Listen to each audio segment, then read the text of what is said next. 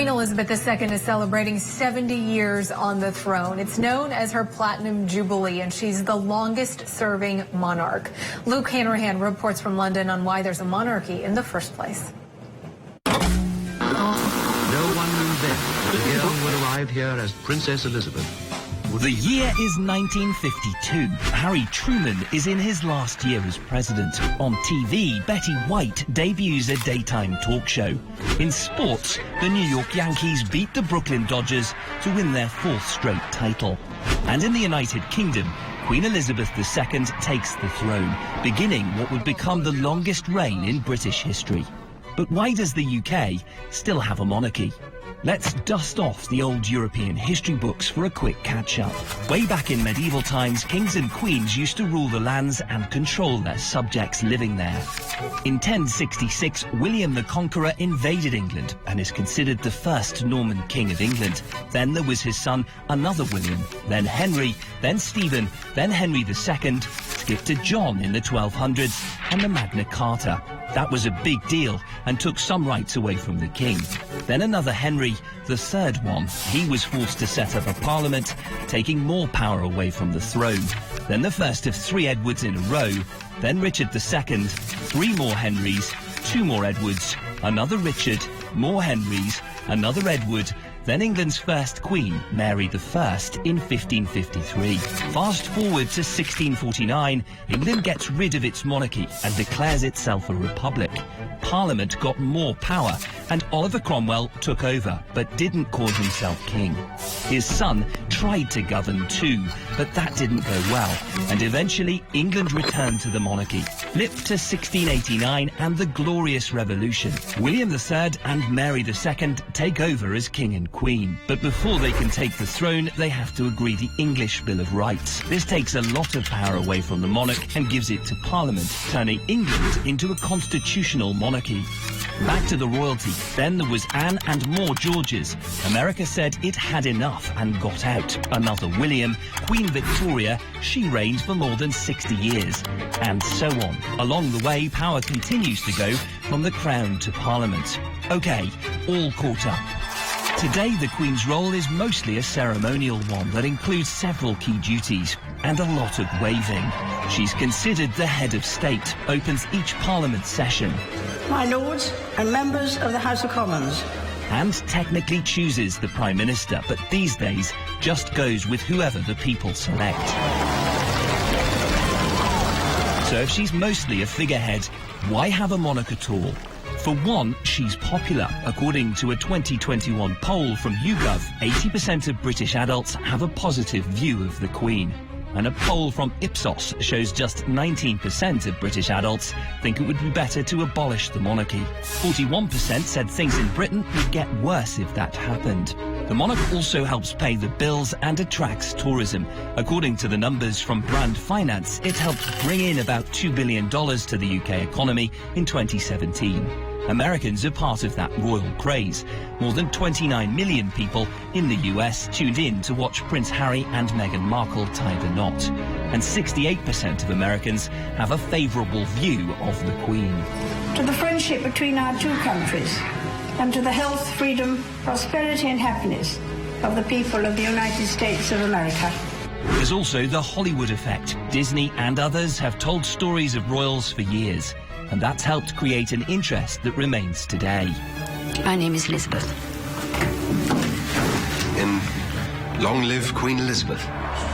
We have a new sovereign, young and a woman. Shows like The Crown on Netflix have had success telling the story of royals. In reality, though, the Queen's story is no fairy tale, just a chapter in the long history book of the monarch. For Newsy, Luke Hanrahan in London. Richard Fitzwilliams is a royal commentator and joins me now from the United Kingdom. Thank you so much for joining us.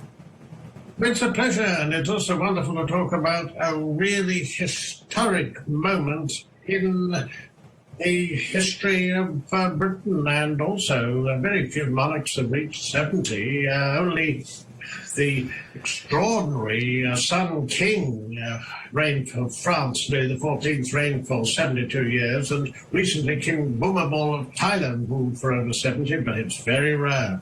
Well, it's a pleasure to have you on to have this conversation. In your view, Richard, what's the biggest reason the monarchy has survived?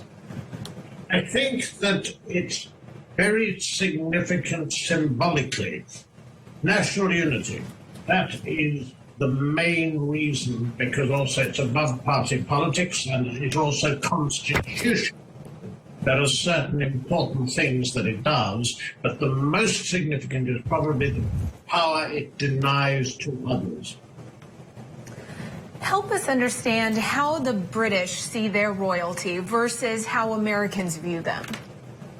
Well, I think that it's part of Britain's DNA. It goes back over 1,000 years, continuously, bar the Civil War in the 17th century. There is the symbolic nature of it. There's no question that the advice of, I said, there are monarch's powers to be advised, to encourage and warn the weekly audience with the Prime Minister reading the government speech from the throne. These are the formal duties.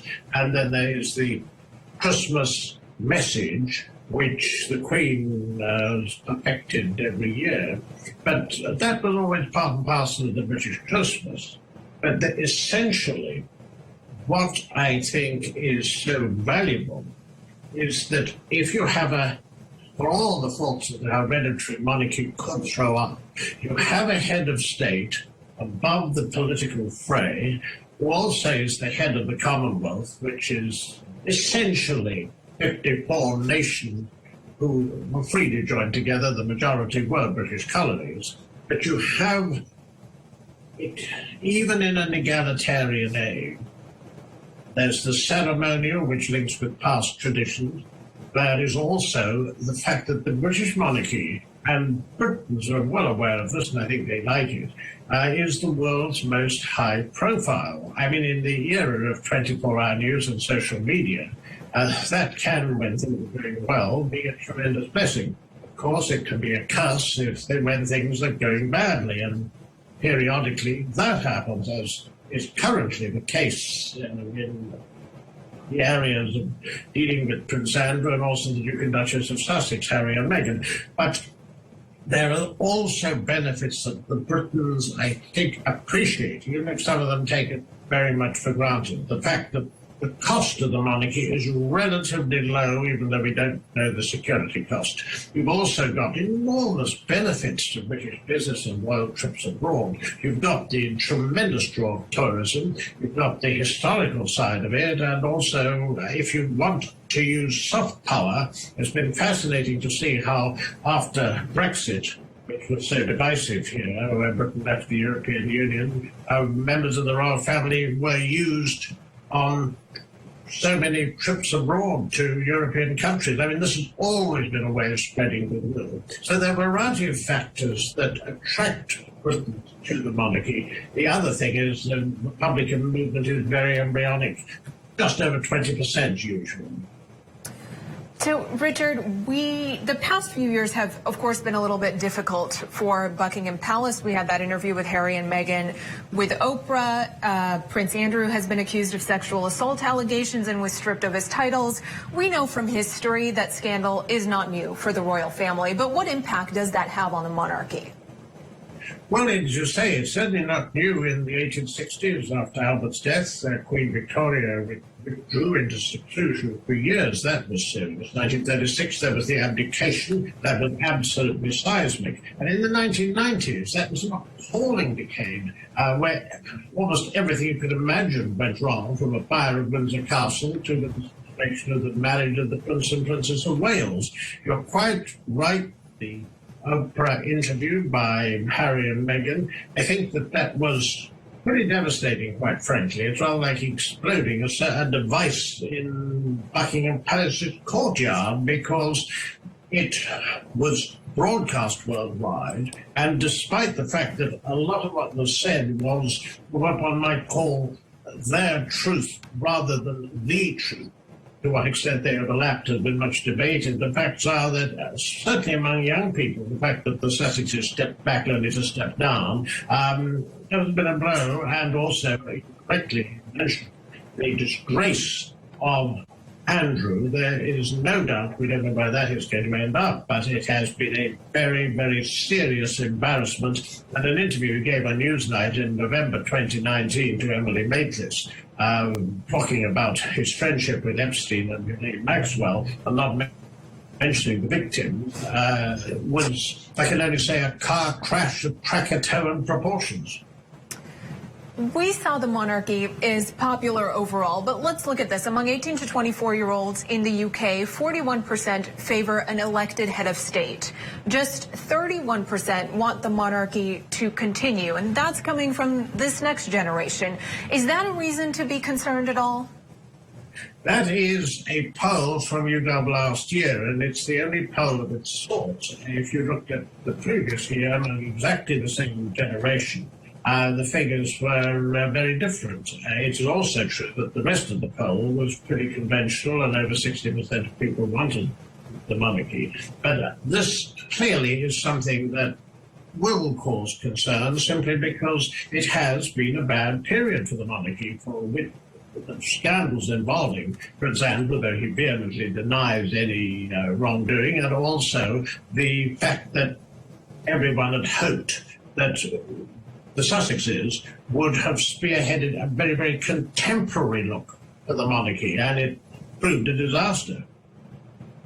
Richard Fitzwilliams, we have to leave it there, but thank you so much for coming on The Why and appreciate your insight on this. A great pleasure.